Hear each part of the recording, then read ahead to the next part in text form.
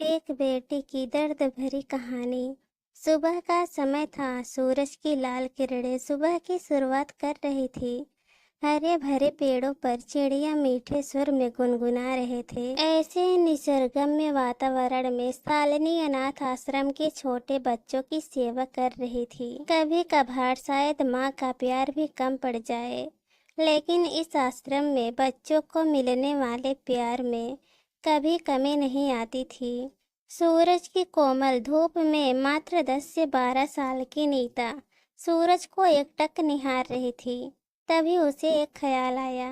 सूरज जैसे जैसे ढलता जाता है, वैसे वैसे परछाइयों को पीछे छोड़ता जाता है, और पीछे छूटी हताश परछाई फिर से उगते सूरज की राह देखते हुए रोती रहती है।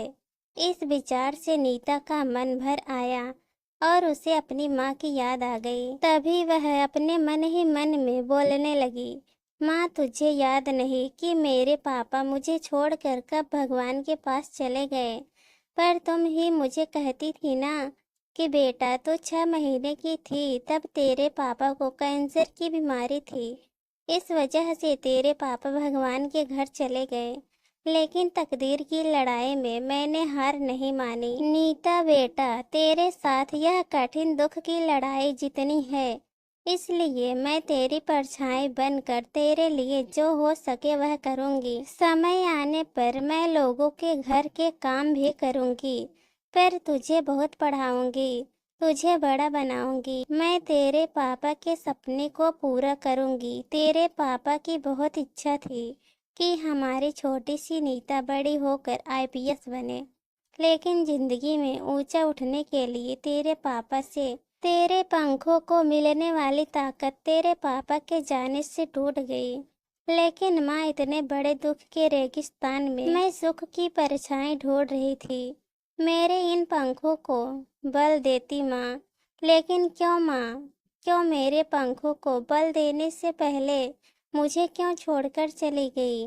पापा की तो पितृ छाया मुझे ना मिल सकी, पर तू तो मेरी परछाई बनकर जी रही थी। फिर क्यों तू भी मुझे छोड़कर चली गई? लेकिन तेरे जाने से मैं तेरी ममता से जुड़ी रही, तेरे प्यार की परछाई ढूंढती रही कि रेगिस्तान में अकेली रही। अब मेरे पापा के सपनों को साकार करने के लिए कौन मुझे ताकत देगा? बोल ना माँ, नीता मन ही मन बोल रही थी। उतने में प्यार से सभी लड़के लड़कियों से बर्ताव करने वाली शालिनी मैडम बढ़ते हुए नीता को देखने आई। प्यार से बोली, बेटा क्या हुआ, क्यों रो रही हो? तभी नीता अपने आंसू पोंछते हुए बोली कि मैडम, मुझे अपनी माँ की बहुत याद आ रही है। तभी शालिनी मैडम नीता को अपने गले से लगाया और बोली, देखो नीता बेटा, ऐसा नहीं रोते। मुझे पता था तुम्हारी माँ तुम्हारे लिए प्यार और ममता की परछाई थी, लेकिन उसे भी भगवान ने ले लिया। नीता, जिंदगी और मौत किसी के बस में नहीं होती है। नीता शालिनी मैडम की तरफ देखते हुए बोली, मैडम, भगवान भी कितने कठोर दिल के होते हैं। जब मैं छोटी थी तब मेरे पापा कैंसर की बीमारी से चले गए, और अभी मेरी माँ गुजर गई। वह मुझे छोड़कर चली गई। मेरे जीवन में परछाई बनकर रहने वाली मेरी माँ मुझे अब दिखाई ही नहीं देती। नीता की यह अवस्था देखकर शालिनी मैडम की आंखें भर आई। फिर भी शालिनी मैडम नीता को दुख भरे स्वर में बोली, यह देखो नीता बेटा, जिस समय तेरे गांव के लोगों ने तुम्हें इस आश्रम में लाया, तब उन्होंने तुम्हारी जिंदगी की सब कहानी बताई थी।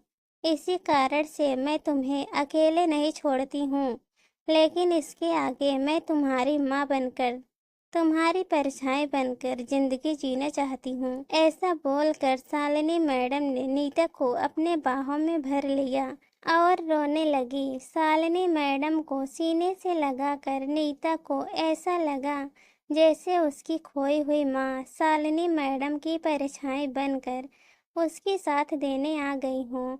इस कहानी पर आप लोगों की क्या राय है, कमेंट में ज़रूर बताना।